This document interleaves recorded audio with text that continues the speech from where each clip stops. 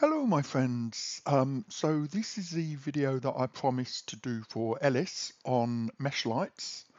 Um, I will just clarify my previous point about what mesh lights are, first of all. Um, a mesh is another way of describing uh, the construction of an object. So here we have a plant in a pot, and the plant is made up of vertices, points, and polygons. And collectively, if I view this through a wireframe, this is called the mesh that creates the object. And what a mesh light is converting that mesh or the object into a light.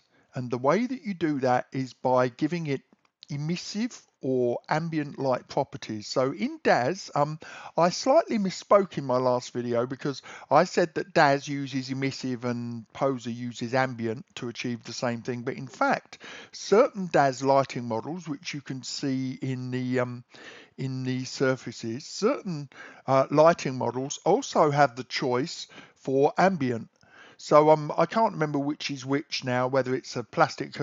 So here, when you create a surface property, so here I'll go for the wall, you can create a default kind of model, whether it's plastic or metal or whatever, and then that's kind of like your template from which you build the surface properties. And one of those surface properties lets you use ambient, which is the default Poser term for emissive, and one of them lets you use emissive, the word emissive, but they do the same thing. It's just different ways of thinking of the same thing. So what's the big deal with mesh lights? Well, if I just go back to my filament renderer, so I'm in DAZ here because I need to draw some contrasts. So mesh lights became very popular in DAZ. And as I said, a mesh light is a way of having turning an object into a light. So supposing I want a light up here in the ceiling, I could turn the whole ceiling into a light, or I could import a rectangle and make that act as a light. And what it does is it gives very soft shadows, and people tend to like them in favor of infinite lights. They're a bit more controllable. With an infinite light is a light that simulates sky basically. So with the sky, even though we actually have a sun, it's so far away that the light rays that reach us essentially reach us in parallel in straight lines. And so that gives us a unidirectional light source, if you like. If you think of the difference between a spotlight or a point light, a point light is a single point, like imagine a light bulb, and then the lights shoot off in every direction, the rays. You could call that an omni-light. With a spotlight, it's like a point light, except the rays are prevented from leaving in a backwards direction, so they only exit in a cone forwards. With a mesh light, the rays act omnidirectionally, that is to say they leave in parallel, and then they give this nice soft shadow. So they've become very popular in DAZ Studio, and there are lots of things about DAZ Studio that I really prefer over Poser, and its lighting is definitely one of them. So let's just look at this spotlight here, for example. So we clicked on the spotlight, and this will become relevant because you need to understand what, the difference between DAZ Studio and Poser so that you can understand the benefits of each. So we look at this spotlight, and then we go down to surfaces, open up the surfaces tab here, and we've got the spot bulb, and down here is the emission property, which could be ambient depending on your material type, and it has an emission color of white, which is 100% each of RGB values. That's what these three numbers are. An emission temperature of 3500, which is kind of overriding this white. The temperature is given in Kelvin, And what that is basically is a description of the black body heat temperature of the light. The lower you go, the more it goes towards red, and the higher you go, the more it goes towards white. So this is, we use a white, it's a bit like Poser's diffuse colors. You could have a diffuse color map, say, of a human skin, and then you have the diffuse base color, which would usually be white, unless you're using the DAZ Michael 4 and Victoria 4, which for some reason they've made a pale blue as their diffuse color, because they haven't balanced out their diffuse maps properly. That's a whole nother issue. So by having the emission color as white, what that does is means that it doesn't cast a hue on the emission temperature. And a black body color, or the Kelvin here, the emission temperature, is the temperature of a light. How can I put it? It's like the heat of an idealized body as the temperature goes up. And the hotter it gets, the more it glows and glows and glows. Just think about say a piece of iron that you're heating up in a furnace. When it's freezing cold, it's just whatever the color the iron is. Let's say it's black, and then as you put more heat into it, it goes through the colors. It goes through red, and then yellow, or then orange, then yellow, and then blue eventually, and then white. Same with a flame. So that's what this value, the emission temperature, represents. And the great thing about DAZ is that you can apply a lighting model to a mesh. So this then behaves as a light, rather than just being pure emission, it actually has lighting property. However, let me load in here. What I have here, actually, I'm just going to go back a step. In DAZ, they have taken that idea. One of the problems with DAZ is that you can't make an object invisible and still have that invisible object have an impact on the scene. There's some really strange quirks in the program. So supposing I turn this plant pot into a light, I might want to, I like the shape of this light because it casts some weird spot in the background. You know, there's some weird emission in the background, but I don't actually want to see the plant. So what I'd have to do is I'd have to go into my material properties, and I'll take the vase, and then what I'd have to do is I'd have to turn the cutout value, which I can't see here, but anyway, I'd turn the cutout value, which is basically transparency, a weird way of saying transparency, and I'd turn the cutout value up until that became almost transparent. And what you do when you do that, you create what's known as a ghost light. A ghost light is kind of the latest iteration of mesh lights in Poser. So sorry, in DAZ. So in the past, you might have, supposing you had when I first started using mesh lights in Poser, what I'd do is I'd have a mesh light in the ceiling to create the effect of, say, think of an office building or a sports arena where you have this lighting that's very, very high, and or strip lighting, and it casts a very diffuse directionless light that fills the scene. So in DAZ Studio, what you'd have to do is you'd have to turn the cutout value, or the transparency, down to 0.0001, which is the lowest value you could have. And it would make it, obviously you could make it 0, but the trouble is that when you make it 0, then the effect of that light on the scene also becomes 0. It's really strange. Any value above 0 has 100% effect on the scene, but the visibility goes down to 0.00, 3 zeros and a 1, means that the object is functionally invisible, but it still has an effect. And if you look in the DAZ store, you'll see a whole bunch of these ghost lights.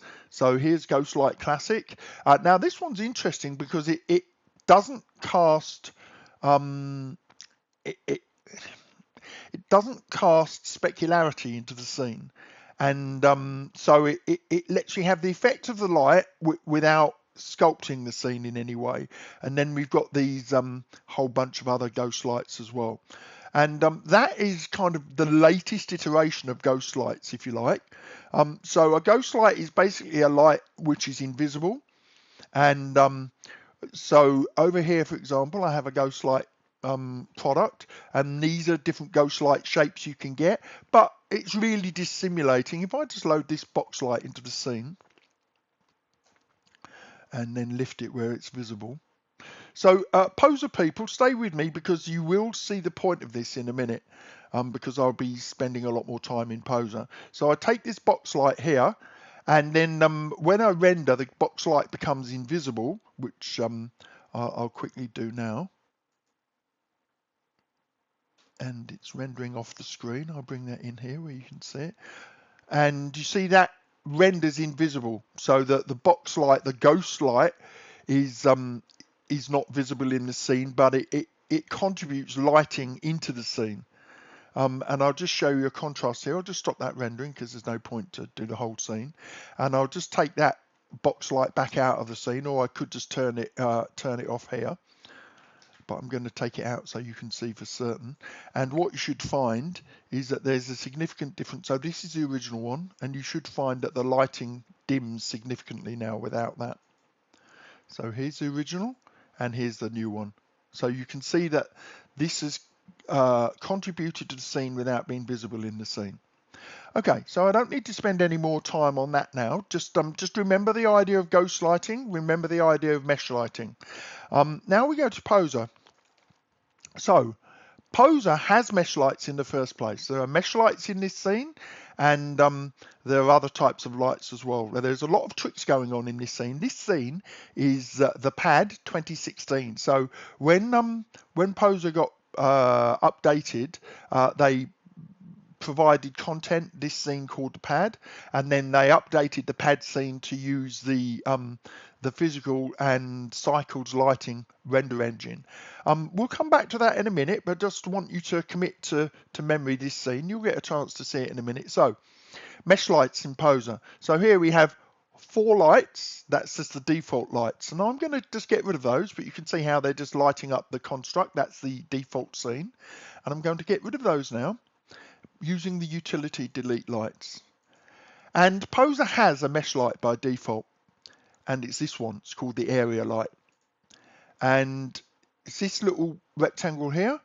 I'm just going to move that up, and I'm going to rotate it so as it transmits downwards. Oops, daisy. Okay, X rotate, silly boy. There you go. Now I can't see it because it's the properties of the light are invisible, and the way to figure that, to change that, is to go up to display, object style. So you see it's just in outline mode at the moment. That's not easy to see, so we'll just go to smooth shaded, and now that becomes visible. Hopefully, if I move that up and down, you should be able to see that there's an actual solid object there. Obviously, because there's nothing in the background, it's black against black. That doesn't help. I can't remember offhand if there's a way to actually change the color of the thing. I think there is, but I don't remember it offhand. So what we have here is this square. I often get confused between squares and cubes and squares and spheres and circles, but if I get them confused, you know that's just one of my foibles. So we have this square here, and this is a light object. Now remember that's very important. It has the property of being a light as opposed to being an emissive object. And if I take this now and render this completely empty scene, you'll see it casts light downwards. Now let's I'm just going to load into the scene a primitive, and I don't remember if Poser 1314 has primitives. I think it does. So I'm in the primitives folder, and again I'm going to load a square. I'll do just a regular square here, and that square is here. That square, if I render right now, is just a black object with no material.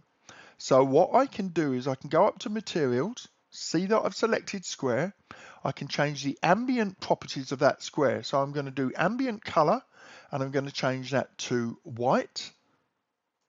And then I could bring in a black body here, but I'm just going to keep it super simple, and I'm going to do the ambient value of 1.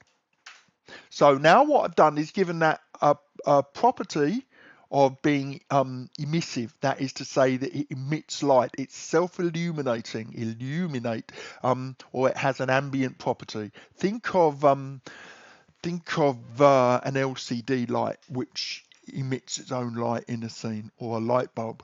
So here's that. Up here is our doobly-doo there. I'm just going to move that over, and I'm also going to rotate that around X, so it's now shining downwards. Oh, if I'd done the one-sided, it would have been easier to see, but it doesn't matter. And now I'm going to just render that again. And now you'll see that that has got a shadow cast by the area light, the actual area light, and it's also cast its own small light pool here. So what I'm going to do is I'm going to turn that brightness up. The brightness is controlled by the ambient value, so I'll change that up to 1000, just so that it's really obvious. And now that's cast its own light pool. Remember what I did in my previous video where I talked about the strange properties of turning the value up, created these noise patterns, and if you recall, the solution was to turn the subdivision up to 2 or 3. So if I now render that again, now we get, oops, okay, okay, so in this occasion it is not the solution. Okay, so this is interesting. When the light is very small, the noise, if the emitter object is very small, the noise is much greater. So even when I subdivide, it still creates a lot of noise. Now, let me just take this square to show you what I mean. So if I reduce that scale down to 100, so that's the original object, and I've subdivided it now into 3, I think, 3, and it still creates visible noise pools. So I have to go really, really high, which I hate to do on subdivision, because every time you increase the subdivision level, the render time goes down, goes up.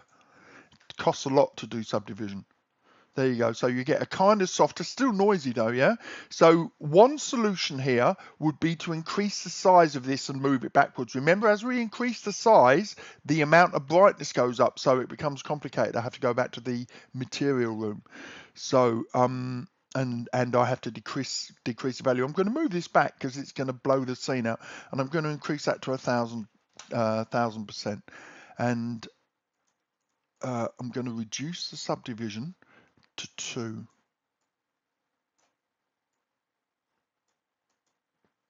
And hopefully that will give us the effect that we were looking for. See, it's kind of blown out the whole scene though. So there is let me go to the material room, and I'll turn that ambient value down to say 100. It won't be perfect, but so there is a to and fro between how you create your ambient lights. Even that's way too bright, and now we're starting to get noise in here again. Again, I'm going to have to mess about with this subdivision. So you can see that there are some problems with the ambient light on Poser. Now I'm going to load a scene. All right, but before I move on, I just want to show you one massive advantage that Poser has over DAZ Studio. Thank you very much for everyone who was shouting it. So with Poser, you saw when I rendered, I get this emitter object. That can be useful. This is a UFO, base of a UFO, and you want to see the light in the UFO, or it's a LCD screen or whatever, you want to see it. But what if you don't want to see it? Well, you can just make it invisible, but it would still render. So I can't remember if it's visible in camera. Let's give it a go. There you go. So it still has the effect, but it's not visible in camera. And that's a huge advantage that it has over DAZ Studio. The huge disadvantage is that we cannot make this a light object. Remember in DAZ Studio, we could actually give it light properties. So I know in Poser we can do, we can come over here in our light node, Poser surface. We can go into cycles, and we can choose black body, which is here somewhere. Here we go, black body, which gives us the advantage of being able to choose the Kelvin temperature, but it doesn't give us the other properties. In DAZ Studio, our light can be defined by that, and also by its lumens, or just by an absolute value. Let me just find a spotlight. I'll show you. It'll be easier. Spotlight here. Go down to surface properties. Do here I can do the luminance value. I can choose how it's measured: kelvins, watts, lumens, candelas per centimeter squared, candelas per foot squared, whatever the heck they are, KCDC, aren't they a band? Anyway, but there's lots of different ways that you can do it, and you can have emission profiles. This was the best thing that DAZ ever did, was to really take lighting seriously. Bondware and Smith Micro before them never treated light right in Poser, but one good thing that you can do is you can change the root node here, and you can change it to cycles, which I suggest you don't unless you're trying to match it up against Blender, or physical surface, which is great because this works with what's it called, Substance Designer, which is the industry standard for material construction. And then I can wire this black body into the emission. No, I can't.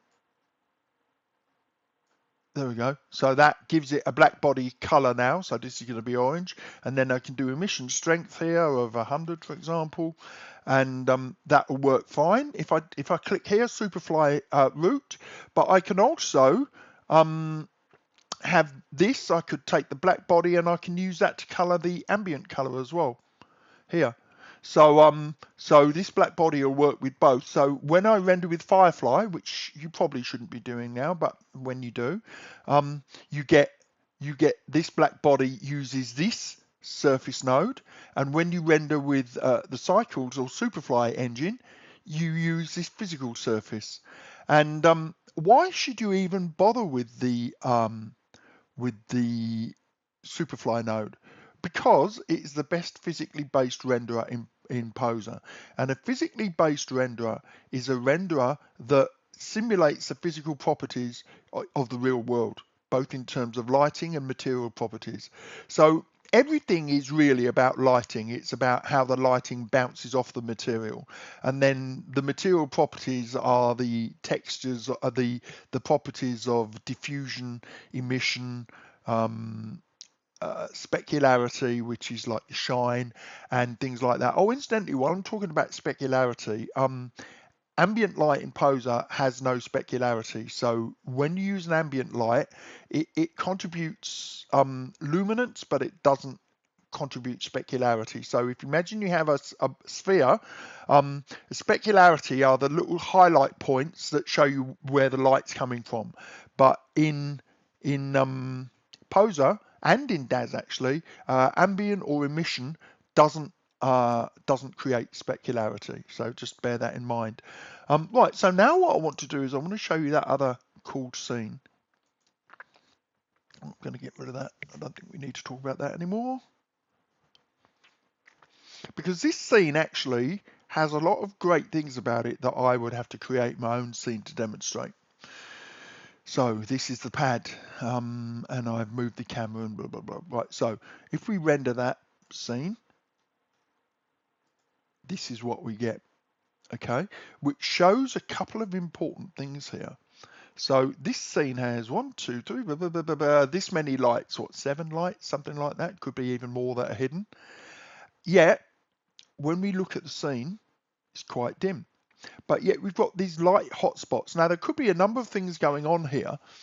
We can see just by looking that the lampshade, and the TV are all emissive or ambient or mesh light, if you want to think of it that way for the purpose of this tutorial. How can we tell? Well, because the lighting of the scene is dim, but these are still shining brightly. Now, if I turned all of these lights off, the scene would go completely dark except for these points, because unfortunately ambient doesn't contribute to the illumination of the scene in the preview mode, which is really damned annoying. I assume that there is a a heavy CPU or GPU burden when you do that. I can't imagine what it could be any greater than if this was a point light, for example. Anyway, it doesn't matter. So when this renders, you get this scene. So let me just highlight a few things. So we've got the TV here shining brightly. We've got illumination up here, which is provided by these lights. We've got lampshade shining. We've got another something here reflected in a mirror. Remember I talked about the ghost lights. The new ghost lights, you can have them so that there are specific ghost lights that don't reflect on things. All you get is a lighting, but they're ghosts because they're not in the scene in terms of physical presence. Only the light rays, the photons. Whereas here, this object is reflecting against the window. I'm assuming there's a light shade up here. So we've got 3 light shades plus the TV that all have ambient or emissive properties. And we could check that very easily just to see. Let's just take this television first of all. And we'll go into the material room eventually. And we'll go into the material room. And you'll see here, we've got 2 root nodes. That's a nice thing that the designer has done. We've got the TV screen kind of image here, and then that's wired in to this ambient color. So remember, white, so the white doesn't change the underlying color. If this was yellow, that would cast a yellow hue on this. And then we have the ambient value of 1, so that means that this property comes through at 100% of this color image. If I set that higher than 1, then this would start to wash this color out. And we also have it wired into the emission of the physical surface. And so that means that when we're rendering in Superfly, which I'm doing here, then we get it works with the emissive properties. When we're rendering with Poser surface in Firefly, we get the ambient properties, same effect. And also, if we go down to the lampshade here, you'll see that you have the same thing, wired into ambient and wired into emissive here. That's great, but there are some little secrets here. You might just see these kind of little dots in here. They've also put point lights in there. And just to illustrate what they contribute to the scene, let me just render this scene first of all. So I'll render that at high quality.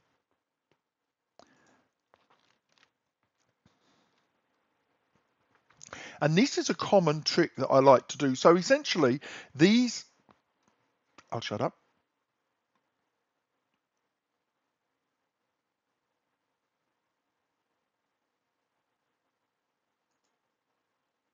Okay, I started talking while it was rendering, but when I talk during the render, there's not enough processor power, and my voice goes all bit, bit, bit, bit, bit, bit. So these are this is a couple of tricks that I like to use. So these ambient lights that are lampshade TV, lampshade up here somewhere, I guess. They contribute luminance of the scene, but they don't contribute specularity. But what if you want that specularity?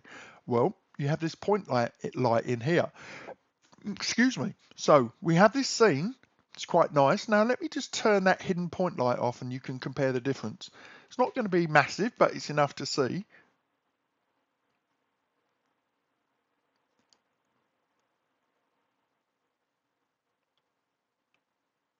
So I'm just going to stop that there. And you can compare here by the comparison slider. See, just a bit more brightness. Point light is actually radiating out everywhere. So what I've done is I've created the brightness as if the bulb was doing it by adding a mesh light to the shade or an ambient illumination or emission, however you want to think of it. Well, I'm rendering in Superfly. You can tell that here because when I do my render, I go render settings, and I've got Superfly as a priority. But I could do this in Firefly. No, let's not. Firefly is slow. So this is using the physical surface emission property, and then here with this slider, I can compare this render, which is the current one, to the previous render. Or if I wanted to, I could go to here and I can choose any of the previous renders to compare against. Or I could have any of the previous renders as the main current render.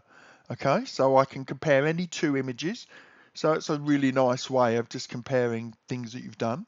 But you'll see here that the point light has contributed the specularity and a bit more brightness to the scene than the um, the light shade. So essentially what they've done in this particular case is that they've used the ambient just to create the light shade brightness. So it looks as if the light inside is shining through. Same over here, probably the same on that, can't be bothered to look it up. And then the same on this. This TV is not really shining on the walls or contributing what's known as bounce lighting. Bounce lighting is, if you imagine a photon of light, the photon of light will travel straight until it hits something or is diffused by, say, water or something, or glass or something like that, and then it bounces off in different directions. And essentially, ray tracing, which is what we're doing with Firefly or Superfly, is calculating the various bounces in your scene, and you can actually check that up here in the render settings. You'll see that you can actually check the number of bounces. The number of bounces, the higher the number of bounces, the more realistic the scene, but the slower the rendering. So if you're render constrained by a lower power graphics card, you can set these bounces lower, and you'll render quicker, although slightly at the cost of realism. So just to confirm, or to summarize if you like, we've used this ambient light to create a glowing lampshades or TV, and that is a mesh light essentially. We could do it with any object in the scene. Let's take this bowl. So let's say now this is a bowl made of pure light. All we do, go into the material room. You'll see there's no ambience on there, no ambience on there. So let's just give that some ambience. This is just for Heriberto. And we'll do black body and 1500. So if we want to go more towards blue, let's say 6000. That's very blue, maybe 5000.